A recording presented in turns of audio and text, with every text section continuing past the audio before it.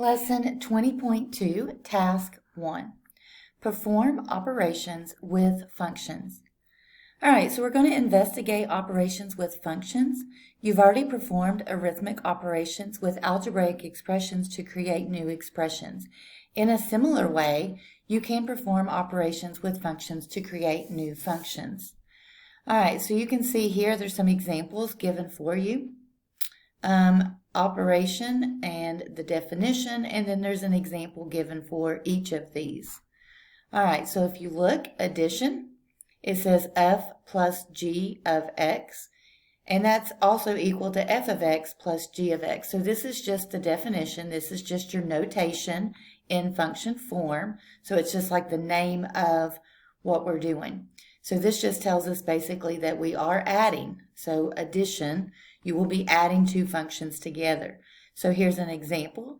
If you're given f of x right here and you're given g of x, to add these two functions together, you simply combine like terms. So you can see they've got x squared minus 9, which is f of x. We're going to add that to g of x, which is x plus 3. You're going to combine like terms. The only like terms are the constant terms. So the x squared plus x comes down, and then the negative 9 plus 3 gives you negative 6. Okay, so very similar. We're going to do subtraction, multiplication, and division. So for subtraction, you've got f minus g of x. That's the same thing as f of x minus g of x. All right, so for this one, you have to make sure if you do f of x minus g of x, you're going to subtract the whole function of g of x. So that's why they put a minus, and g of x is in parentheses because that negative gets distributed there. So to make sure you subtract all of g of x. And again, you just combine like terms. Multiplication, f times g of x is the same thing as f of x times g of x. Again, this is function notation. So it's telling us to take the two functions and multiply them together. So we have to do distributive property. So we do x squared times each term, and then we do negative 9 times each term. And then we combine like terms to get our final answer. And then division, f divided by g of x, and that's the same thing as f of x divided by g of x. Now, division has a stipulation. It says g of x not equal to 0. Remember, you cannot divide by 0.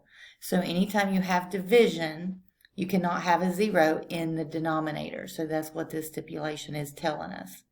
All right, so if we do f divided by g, we've got x squared minus 9. That's a difference of squares. Remember factoring. So you factor that out. G of x is x plus 3. So x plus 3 divided by x plus 3 equals 1. Anything divided by itself equals 1. And that leaves just x minus 3, where x is not equal to 3. I think they have this wrong. This should be negative 3 because you can't have a 0 in the denominator. So it should be negative 3 plus 3 equals 0. X minus 3 is the answer, but the restriction is x not equal to negative 3. So there is a typo there. All right, use the functions f of x and g of x from the last column of the table. Find f plus g of x and compare the result with f plus g of x. Then move the correct answer into the table. All right, so what this is saying is find g plus f. You can see they've switched the order. And if you do that, you can see that commutative property does work for addition. So the order in which you add two things together does not matter. So it says, in general, is this true?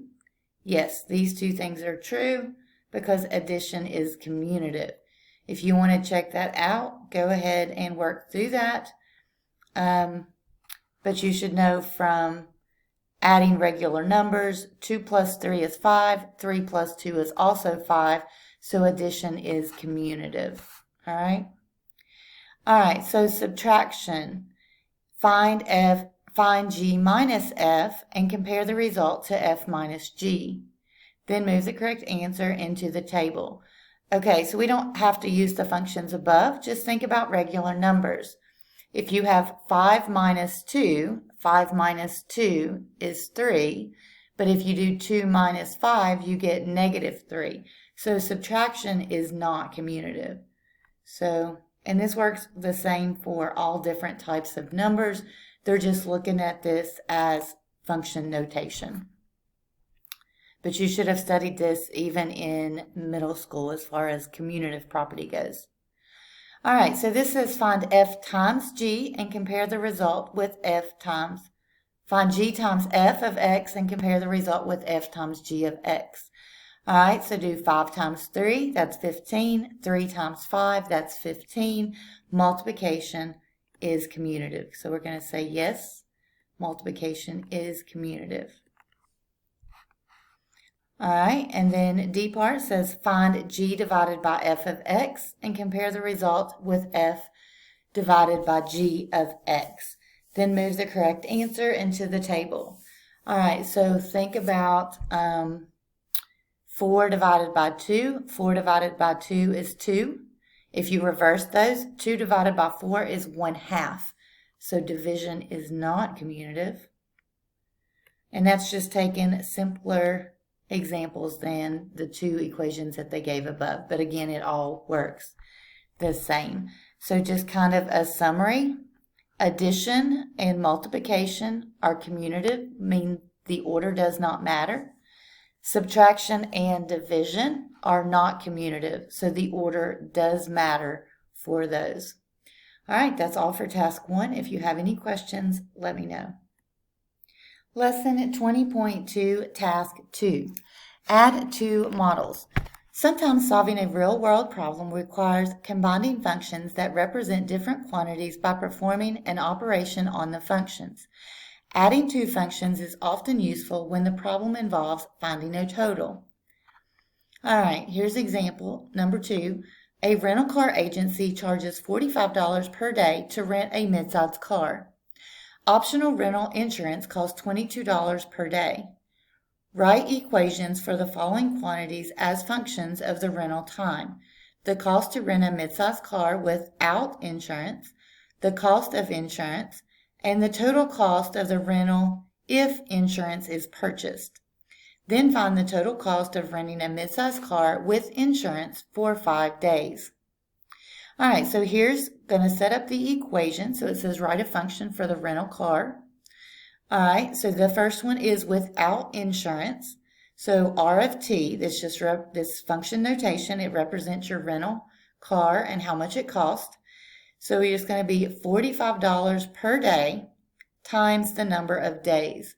So R of t equals 45t represents how much it costs to rent a car without the insurance. All right, the second function, write a function for the cost of insurance. So it says insurance cost, so we're calling that I of t, that's just function notation, equals $22 a day times t, the number of days. So I of t equals 22t represents the cost of insurance. All right, then it says write a function for the total cost of insurance plus purchase of the rental car. So the total cost equals the rental car cost plus the insurance cost. So what they have to do is add these 2 functions together to get the total cost of the car. So since R of t, if you log up here, R of t was 45t, I of t was 22t. So we're going to do 45t plus 22t. So the total cost of a rental car with insurance is 67t. Now the next question asks us how much it would be for 5 days. So it says find the total cost of renting a midsize car with insurance for 5 days. T is time in days. Up here you can see T is time in days. So all we have to do is substitute 5 in for T. So 67 times 5 equals $335. So the cost of renting a car with insurance for 5 days is $335. All right, so it says complete the statements concerning R of t, I of t, and t of t. Then complete the conclusion concerning the general case. All right, R of t is it's a linear function. Okay, anything to the first power, 45t to the first power, 22t to the first power, and 67t to the first power. So these R of t, I of t, and t of t are all linear functions. So in general, the sum of two linear functions is